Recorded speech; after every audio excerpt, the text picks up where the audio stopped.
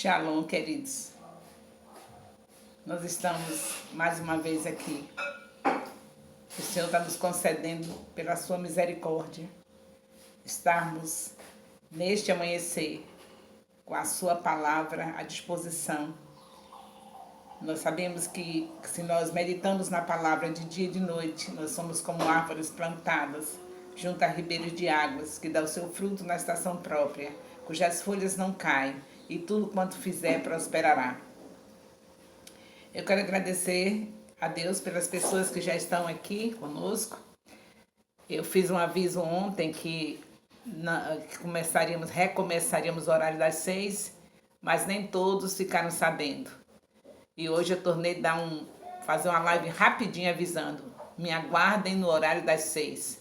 A partir de agora é às 6 horas, porque ficou melhor para meu esposo, ele que coopera comigo aqui no lar de manhã cedo. E aí estava muito sobrecarregado para ele ter que me ajudar muito cedo. Aí por isso voltei para o horário das 6 horas e agradeço a Deus pela compreensão de vocês, de estarem aqui comigo.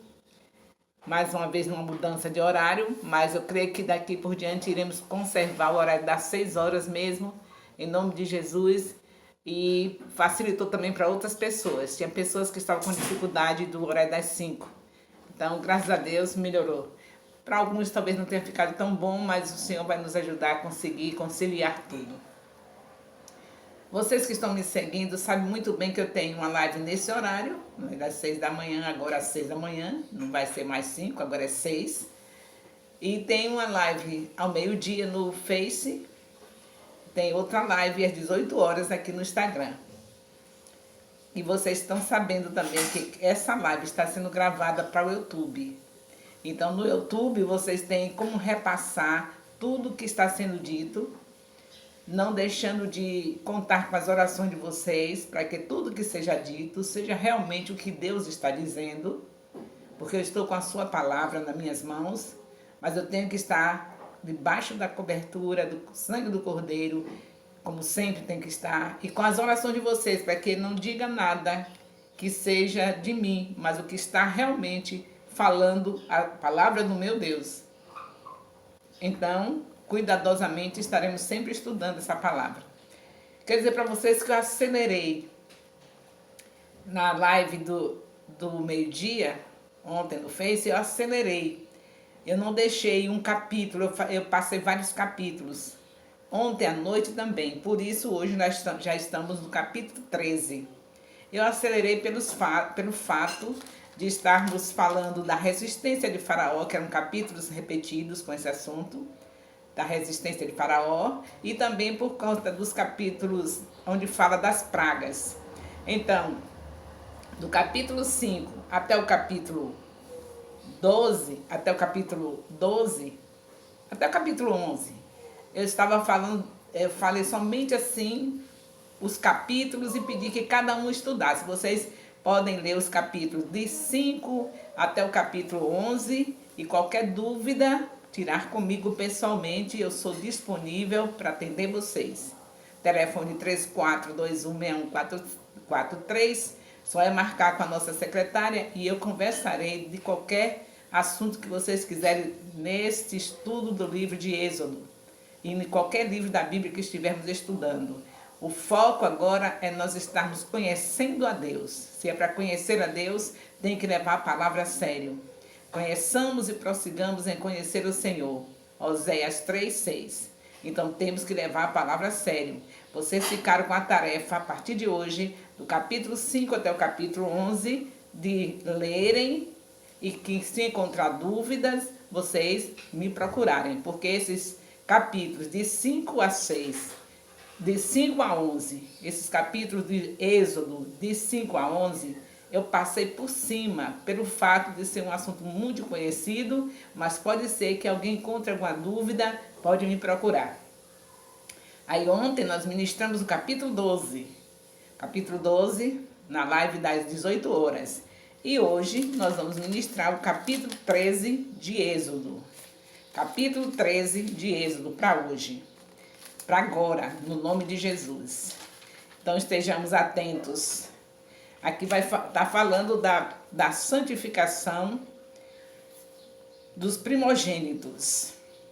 É um assunto importante, como de ontem, nós começamos ontem vendo que onde tinha o sangue do cordeiro, que o cordeiro matava para uma família, se a família fosse pequena, juntasse duas famílias para um cordeiro, que ali estava comemorando a saída deles do Egito, o livramento que o Senhor deu para os seus primogênitos, que onde tinha o sangue do cordeiro não passou a morte. Entretanto, esses filhos que foram passados pelo sangue, que foram aprovados, que não morreram por causa do sangue, se tornaram santificados para Deus. Daí vem o que nós conhecemos do primogênito, do primeiro filho, ser especial, santificado para Deus. É assim que Israel aprendeu que aqueles filhos, quando nascessem seus filhos, o primeiro filho, sendo homem, era especial para Deus. A partir daí, porque Deus tinha preservado o primogênito de cada um deles ali no Egito por conta do sangue do cordeiro que estava na porta das suas casas. E daí em diante, isso é muito significativo para nós, queridos. Essa parte eu fiz ontem e agora no capítulo 13 continuamos falando sobre esse primogênitos. Então, aqueles que olham para o fato histórico sem atentar para a tipologia estão perdendo a oportunidade de visualizar uma extraordinária figura de salvação através de Cristo. Se você olhar para esse fato do capítulo 12, somente assim, como a história do povo de Israel, aí você está perdendo uma grande oportunidade de entender essa tipologia. Nesse caso aí, está representando Cristo. Nós temos que levar isso a sério. Não podemos deixar somente como um fato que aconteceu para Israel e que eles ficam comemorando e acabou. Não é assim. Isso tem um grande significado para nós, os filhos de Deus. Esse capítulo 12 e o 13 está nos explicando sobre isso, que não podemos deixar que esse fato seja apenas um fato histórico para o povo de Israel. É para nós. Ali já estava representando que Cristo seria para nós. Ele deu o seu sangue, ele é o Cordeiro de Deus que tira o pecado do mundo. Então, os primogênitos foram santificados ao Senhor. A partir daí, eles tinham recebido a bênção de conservar os seus filhos em vida através daquele sangue. E a partir daí, aí já é uma nova história para as famílias israelitas, porque ali o seu primeiro filho seria sempre santificado ao Senhor. Então nós vemos que é importante nós estarmos verificando esse capítulo 12 e 13 constantemente, para a gente não se esquecer. Não é em vão que o Senhor mandou a gente fazer a ceia em memória dele, porque nós somos muito esquecidos, não é? Deus já conhece o ser humano. Aqui passou hoje, daqui a pouco a gente não sabe mais. Então o Senhor falou isso, por isso também com os israelitas, fazer anualmente aquela mesma coisa que eles estão fazendo ali na saída do Egito, aquele mesmo ritual, matar o cordeiro, ficar ali em família, era para fazer anualmente, pelo fato que eles esquecem, nós esquecemos. Cristo não fez diferente. Quando ele passou a ser o pão da vida, que nós sabemos que agora não é mais matando o cordeiro, porque ele já é o cordeiro que tirou o pecado de nós, de todos nós. Então agora é ele, o pão da vida, que nós... E o vinho, que representa o seu sangue, o pão que representa ele, é para ser feito também, como nós fazemos em geral de mês em mês, para não ficarmos esquecidos, porque nós somos fáceis de nos esquecer das coisas que são importantes para a vida espiritual, né? Geralmente é isso aí, na parte espiritual, meu Deus, é um esquecimento constante. Quando seja de coisas materiais, a gente lembra, né? Se for uma coisa, digamos, tem aquele peru ali no forno, a gente nunca vai esquecer. Tem alguma coisa assim que nosso apetite fica todo aguçado, a gente não se esquece, mas o que se trata de espiritual é muito fácil para nós esquecermos, e Jesus já sabia disso, Deus já sabia disso, o Espírito Santo já sabia disso. Então aqui nós vemos nos versículos de 1 a 2, mostrando isso, os primogênitos sendo santificados para o Senhor.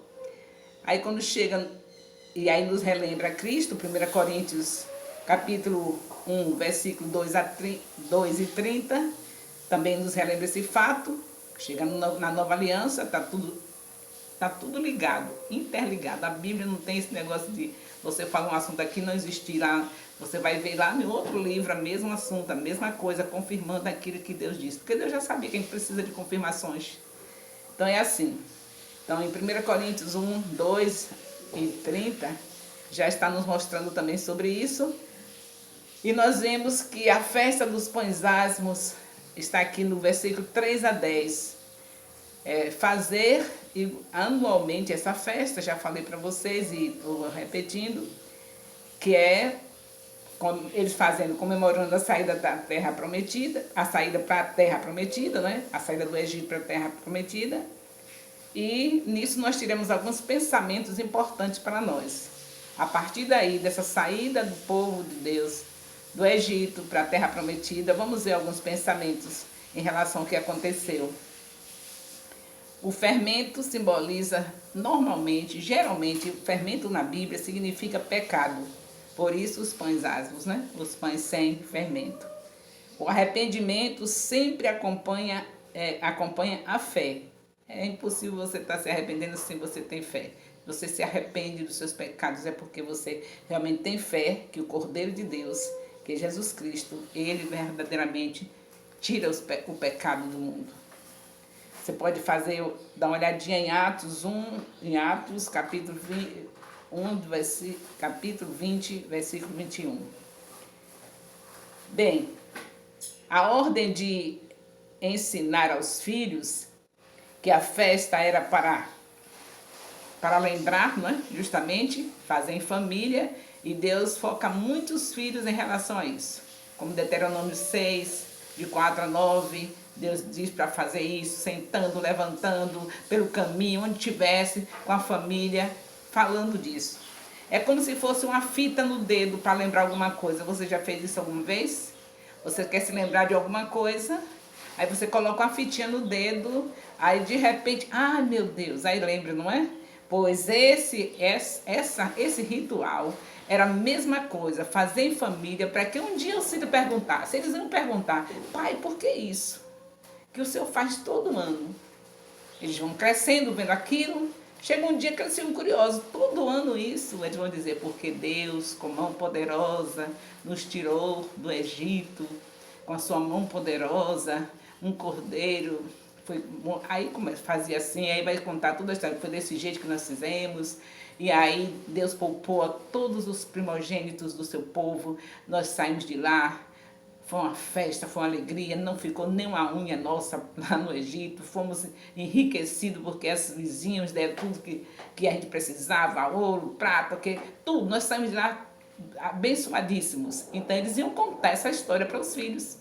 Por isso que tem que fazer anualmente, porque a pessoa vendo se fazer alguma coisa continuamente vai ficar curioso. Por que você faz isso? Então assim faziam as crianças hebreias. Ou seja, as crianças israelitas que antes eram hebreias, mas depois nós ficamos conhecendo mais como israelita, não é? Segundo o que nós temos entendido, o nome de Hebreus é por causa do período que Abraão passou em Hebrom. Mas o que nós sabemos mesmo é que é Israel, aí já predominou que é Israel mesmo, a partir do momento que Jacó recebeu o nome de Israel. Mas essas crianças eram assim, eram obrigadas a estarem com seus pais e depois elas começaram a gostar, não é? De ver todo aquele ritual, foram condicionadas e em um momento elas perguntavam. Tinha que ter um momento, pai, por que isso que a gente tem que fazer todo ano? E aí o Senhor ordenou que dissesse, porque o nosso Deus, com mão poderosa. Então, queridos, aprendamos isso, faça isso, participe da ceia com seus filhos e por que minha mãe faz isso? Por que papai você faz isso? Por que você tem que comer esse pedaço de pão e tomar esse suco? Aí eles vão dizer, aí você vai dizer para o seu filho, faz isso. Porque ele vai ter que procurar saber. Não deixe o seu filho tomar o suco de uva e o pão de uma maneira tão comum, de uma maneira tão sem significado, simplesmente a criança sair correndo e pegar o pão e o suco e tomar de qualquer jeito, não. Ponha reverência nisso, põe o seu filho para entender o que está acontecendo, aquela repetição de ceia mensalmente, ou com menos tempo, de acordo com como você faz, para que em um momento ele veja que você tem reverência com isso, que você está fazendo uma coisa que está entendendo. Aí seu filho vai te perguntar: mamãe, por que toda vez que o apóstolo faz a ceia, a senhora fica tão séria, tão assim, emocionada, tão ligada assim, diferente, né? A senhora fica assim diferente, mamãe, papai também. Eles não vão saber falar a palavra reverência, mas você fica assim tão diferente. Aí você diz: é porque Jesus, um dia, na cruz do Calvário, derramou o seu sangue puro e imaculado. Ele deu o seu corpo. Por isso o pão está representando o corpo e este suco está representando o sangue do nosso Senhor Jesus Cristo, que foi dado por mim e por vocês, meus filhinhos. Então é preciso que você faça uma coisa com seriedade para chamar a atenção dos seus filhos. No povo de Israel era um ritual, era vestimenta, era tudo. Você não precisa ter uma vestimenta, você tem que estar tão ligada que vai transparecer. Você tem que estar ali tão envolvida com aquele momento, sentindo realmente o que Jesus fez por você, que seu filho vai prestar atenção. Hoje você não precisa estar rasgando as vestes, é rasgar o coração, que é o que importa para Deus. Há tempo para tudo. Naquele tempo Israel sabia isso, rasgar as vestes, uma demonstração de quebrantamento. Hoje é o coração mesmo, que era de pedra, que o Espírito Santo veio e fez coração de carne. Então seu filho, nosso filho tem que sentir isso. Você tem que estar tão ligado no Senhor, naquele ato que ele fez por você, que o seu filho vai sentir, vai transparecer. E aí ele vai te perguntar. E você vai dizer: Jesus, querido, Jesus, um dia ele fez isso. Ele deu o seu sangue. Por isso eu estou tomando esse suco, representando o sangue. Ele deu o seu corpo. Por isso eu estou comendo esse pedaço de pão. Então, quero dizer, é importantíssimo. Eu sei que a Bíblia toda é importante, mas essa é a nossa história. Aqui está simbolizando tudo o que ia acontecer depois. Esse capítulo 12, quem ouviu ontem a live sabe que foi o que Deus usou para que eu, com 7 anos de idade, recebesse a Jesus Cristo. E a minha mãe também. E eu sei que muitas pessoas que entenderem isso, até que se estiver dentro de uma igreja, simplesmente porque acha bonitinho estar no meio cristão, vai entender que é algo sério, não é simplesmente entrar no templo e estar ali convivendo com os irmãos, achar bonito quando está o louvor, aquela bateria, aquele som e ali se emocionar. Não, nós temos que ter seriedade. Se nós nos voltarmos para o que Jesus Cristo realmente fez por nós e toda essa trajetória dos patriarcas, de tudo que está acontecendo aqui, nós já estamos em Êxodo capítulo 13. E aqui já tem muita lição para nós levarmos Deus a sério. Já tem muita lição para nós entendermos que o amor dele é incondicional. Já tem muito de conhecer de Deus aqui para nós. Nós já estamos conhecendo um pouquinho a mais ao nosso Deus. Depois de estudarmos 50 capítulos do livro de Gênesis e estarmos já no capítulo 13 de Êxodo, creio que já temos muito que mostrar do conhecimento de Deus em nossas vidas. Tenho certeza que você, Antonieta, já está sabendo muito mais de Deus. Você também, Jailda. Você, Jaquiara. Eu sei que vocês já estão aprendendo, já estão conhecendo mais. Eu também já estou conhecendo mais o meu Deus. O que aconteceu com isso? Em 50 capítulos do livro de Gênesis e em 13 capítulos do livro de Êxodo, nós ficamos vendo que realmente o nosso Deus não tem como a gente... Ele é realmente sem explicação, não é? Um amor incondicional. E isso nos faz nos voltarmos para ele e nos quebrantarmos, que é a única coisa que nós podemos fazer. Nem sabemos, viu, como deveria, mas é o que podemos fazer, é só ter coração quebrantado. Porque você viu uma trajetória de homens falhos, de homens que estiveram cheios de fragilidades e que o Senhor não deixou o seu plano, ele prosseguiu. E agora hoje também a igreja nesse nível, caindo e levantando, meu Deus, tem misericórdia de nós. E o Senhor não nos abandonou e ele está conosco. Você pode sentir que o Espírito Santo, ele se entristeceu algumas vezes, mas ele não nos abandonou, ele está comigo, está com você. Então isso nos traz um entendimento maior. Depois de você passar 50 capítulos de Gênesis, chegar ao capítulo 13 de Êxodo, já estamos com um conhecimento maior de quê? Do amor de Deus. Como Ele nos ama. Como Ele é maravilhoso. Então prossigamos em conhecer o Senhor. Não vai ficar por aqui, nós vamos prosseguindo. Cada capítulo é mais um pouco do conhecimento do nosso Senhor, do amor dele por nós. Nosso horário está esgotando, como sempre. Se eu não consigo mesmo o capítulo inteiro, mas vocês já sabem, vocês ficam como tarefa de casa o restante do capítulo, e as dúvidas só é recorrer ao Espírito Santo, e se ele quiser me usar, você só é marcar um horário comigo e eu vou tirar suas dúvidas, no nome de Jesus. Então aqui nós vemos do versículo 3 a 10, o Senhor falando sobre isso. Que o fermento, mostra que o pão era pão asmo, porque não tinha que ter fermento, porque o fermento simbolizava, em geral, simboliza o pecado. O ensino dos filhos, nós já sabemos que é importantíssimo que os filhos sejam ensinados, por isso eles têm que participar. É por isso que tem pessoas dizendo, por que seus filhos participam da ceia? Não existe isso. E nós sabemos que é apenas pessoas que não estão entendendo nada sobre Deus. Porque se entender, as crianças fazem parte do reino dos céus. E além de tudo, o Senhor ordenou. E essa ordem continua para nós. Ele ordenou que os filhos participassem. Porque eles vão perguntar o porquê. E aí você diz, hoje você não vai falar na maneira que os hebreus falavam. Você vai falar que Jesus.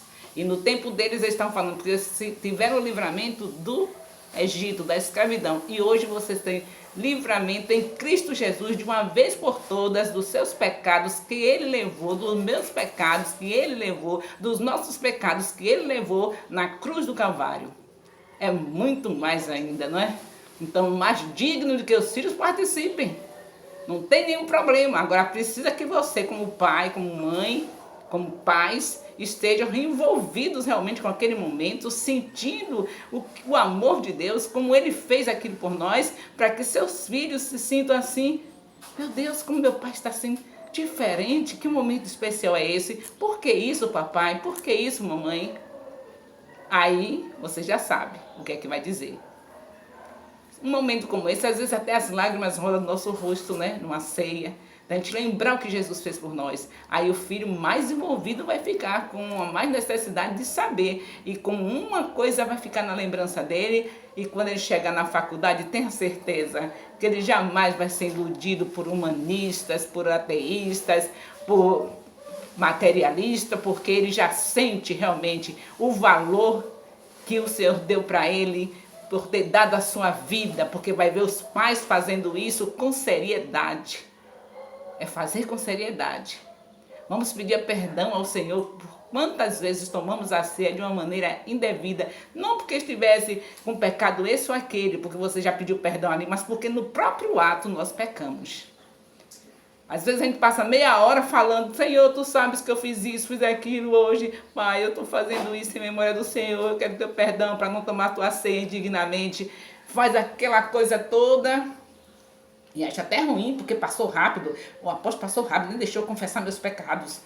Aí depois, no próprio ato, a desvalorização de como faz, de como recebe o pão que representa o corpo, e como recebe o suco que representa o sangue, a maneira como faz, não dá para chamar a atenção dos filhos.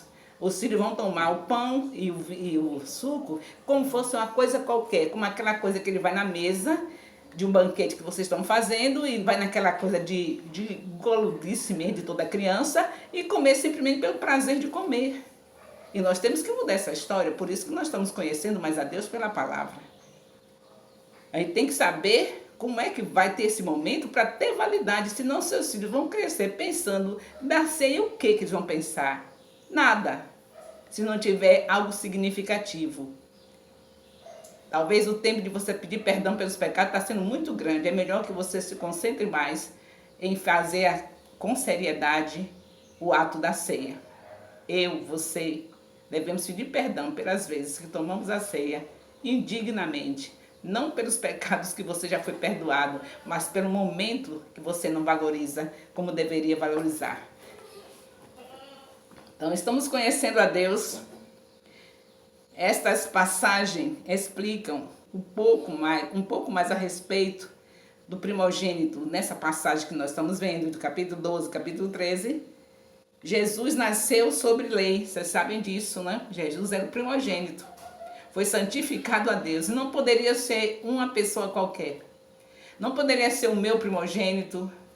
Se eu vivesse naquela época, 2000 anos atrás, não poderia ser o meu, não poderia ser de nenhuma outra pessoa, porque nós sabemos que os animais imundos não eram aceitos como primogenitura. Se fosse imundo, não tinha nada, não valia, não era para colocar diante do Senhor. Só os animais limpos. A mesma coisa os seres humanos, só podia ser Jesus. Por isso que tinha que ter uma virgem separada, que não era perfeita, mas estava separada para o Senhor. E só podia ser ele, porque o primogênito limpo, que não teve nem veio com pecado original, porque nasceu pelo Espírito Santo, só podia ser ele. Então, nenhuma das pessoas naquela época, nem desde quando o Senhor fez a promessa lá no Éden, em Gênesis 3,15, até chegar aquele período onde foi encontrada a virgem, ninguém ali poderia ter um filho e dizer: esse meu primogênito vai fazer o papel do Salvador. Não podia, porque não era limpo. Nós não somos limpos. Nós somos limpos agora pelo Senhor Jesus, mas viemos do pecado. E esse pecado impedia de qualquer um ser humano na terra poder fazer aquele papel que Jesus fez. Somente por isso, aqui está o amor incondicional. Por isso que o Senhor vem naquela trajetória desde Abraão, naquela luta toda, não perdeu o foco, porque só podia ser cumprida essa promessa por alguém que fosse limpo. E o Senhor encontrou uma virgem santa, mas não era limpa no sentido que Jesus foi, mas emprestou o seu ventre para que ele nascesse limpo, porque ali ela foi tomada pelo Espírito Santo, o nascimento foi pelo Espírito Santo, e por isso o primogênito do Pai, o único que podia substituir todos os cordeiros do mundo que estavam sendo mortos por causa de nós. Sabia que todo ano tinha que ter aquele ritual, não é? Cordeiros eram mortos por causa dos pecados dos homens, mas nenhum deles tinha a eficácia que teve o Senhor Jesus. E aí agora vamos usufruir dessa bênção, vamos transmitir às pessoas com mais seriedade. E quando a pessoa estiver no templo vendo a ceia, que ainda não é um cristão, sinta que realmente o que nós estamos fazendo, e que elas saiam dali convertidas simplesmente pelo ato como nós tomamos a ceia, e que elas também possam, quando souberem que nós passamos pelas casas, que fomos falar de Jesus, elas possam entender, porque nós estejamos falando com seriedade mesmo, sentindo mesmo esse amor incondicional do Senhor. Vamos pregar o Evangelho assim, com seriedade, viver a palavra, e significa que nós estamos valorizando o que Jesus fez. Então, se realmente nós estamos fazendo isso em memória do Senhor, é para lembrar. E quando você lembra, você vai falar para outras pessoas. Você tem lembrado disso que Jesus fez? Fez por você sozinho? Ou tem pessoas nesse mundo aí que estão precisando saber disso? Então, vamos levar a sério quando sairmos desse momento que fazemos todo mês para lembrar, que é uma questão que você tem que lembrar, nós precisamos lembrar toda hora, porque o Espírito Santo está aqui para nos lembrar que Jesus veio. Mas ali é o momento de se reunir para fazer aquele momento especial e tomarmos a ceia. E que isso que é lembrado todos os dias pelo Espírito de Deus, você sabe disso, né? A gente fica querendo esquecer. Então, a cada momento o Espírito Santo está nos lembrando. Tem alguém aí, tem a sua vizinha aí que não sabe disso ainda. Que Jesus é o Cordeiro de Deus que tira o pecado do mundo. Tem a sua vizinha que ainda precisa saber a importância desse ato. E aí nós vamos confirmar que realmente estamos levando a sério, não é? Porque senão estaremos como hipócritas. Como é que a gente vai lembrar de tudo aquilo que ele fez e não lembrar do nosso parente que está lá, que ainda não sabe disso? Não lembrar do nosso colega de faculdade que ainda não sabe disso? E não lembrar do nosso colega de trabalho que ainda não sabe disso? E não lembrar naquela clínica que você chega, não é? Para ser curada por Senhor Jesus, o médico vai ser apenas instrumento, não é isso? E você não lembrar para as pessoas que estão ali, junto de você, naquela clínica que você fica ali sentadinha, aguardando no Senhor, dizendo: Senhor, usa esse médico, Senhor. Então, lembrar, que Ele vai usar um médico, vai te curar, porque um dia Ele levou sobre si, naquela cruz, as nossas enfermidades. O médico vai ser apenas instrumento. Então tem que lembrar lá na clínica, tem que lembrar naquele supermercado. Você vai lembrar o que Ele faz para não lhe faltar o pão, a prosperidade que Ele lhe dá. Então na fila lá do caixa você vai lembrar disso e falar que tudo isso que você é, aquela prosperidade que você tem, aquele carrinho cheio de compras, tudo isso veio de quem? Daquele que um dia fez algo tremendo, que supera todas as bênçãos, supera o seu carrinho cheio de compras, supera tudo, que é a vida eterna. Tem que lembrar na fila do supermercado, tem que lembrar enquanto vai entrando no carro, no táxi, para o motorista do táxi. Tem que lembrar naquele ônibus que você está sentado. É para lembrar sempre. O Senhor Jesus não fez você tomar todo mês ou toda semana, depende como foi determinado o seu ministério, a ceia, simplesmente para aquele momento, se emocionar, dizer verdade, Senhor. É para você estar o tempo todo, que não tem como você dizer que não tem condição de lembrar, porque o Espírito Santo está aqui, não é? Dentro de nós. E se ele está aqui é por causa daquele preço alto que Jesus pagou. Mas Deus é tão maravilhoso que ordena para a gente fazer isso junto com os irmãos, para um ficar ali com o outro, se alegrando pela morte que Jesus, pelo preço que ele pagou. E aí isso tem que render, queridos. Isso tem que ser, ir bem, bem longe, ser ampliado. Tem que lembrar daquele bairro marginalizado que a gente tem medo de chegar lá. Mas Jesus pagou o preço por eles. E nós precisamos ir lá. Jesus pagou o preço e ele garante a nossa vitória. E se por acaso acontecer como aconteceu com Estevão? Aconteceu com Estevão o quê? Apedrejado e dizendo o quê? Pai, perdoa-lhes, porque não sabe o que fazem. Se por acaso naquele bairro marginalizado fizerem isso com você, tem alguma coisa a perder? Nós somos tão protegidos que até nenhum sentido como esse, o que mata o corpo não pode tirar a sua alegria de estar com o Senhor. Então não temos que temer. Você sabe muito bem que o que está havendo em toda a terra são bairros marginalizados, que dá um total de uma cidade marginalizada. E nós não temos para onde correr, são os últimos dias. Como se não bastasse isso, ainda tem um povo apavorado com um vírus que entrou na terra para acabar com o globo terrestre. Então, nós temos que estar nesse meio desse fogo, de saber que se passar por esse fogo, não, quando passarmos, já estamos passando. O Senhor não disse se, ele disse quando passarmos pelo fogo, não nos queimaremos. Quando passarmos pelas águas, não nos afogaremos. Obedecemos sim às autoridades, certo? Que o Senhor diz que ela seja boa ou má, é para ser obedecida. Nossas máscaras, nossos cuidados com as mãos, os cuidados que são necessários, mas saibamos disso, que é Ele que está garantindo a gente passar pelo fogo e não se queimar, passar pelas águas e não se afogar. Então, lembrando do que Cristo fez, não temamos as dificuldades. Você não pode estar evangelizando somente dentro do templo. Você precisa sair do templo para evangelizar. Você não tem que esperar alguém entrar porque o Espírito Santo pegou e levou lá dentro e você dizer, você já tem Jesus? Oh, que bênção que você está aqui, quem lhe trouxe? Ah, foi eu que senti vontade. Ah, foi. Você não tem que esperar isso. Se nós estamos fazendo isso em memória do Senhor, esse texto, esse capítulo 13 de Êxodo nos faz lembrar tudo isso, de quando começou, como já simbolizava Jesus um dia. Então, a gente não tem que estar somente. A gente tem que ter muito cuidado, porque o lembrar não é somente quando se toma um pedaço do pão e o suco. O lembrar é no dia a dia, fazendo o que Jesus mandou.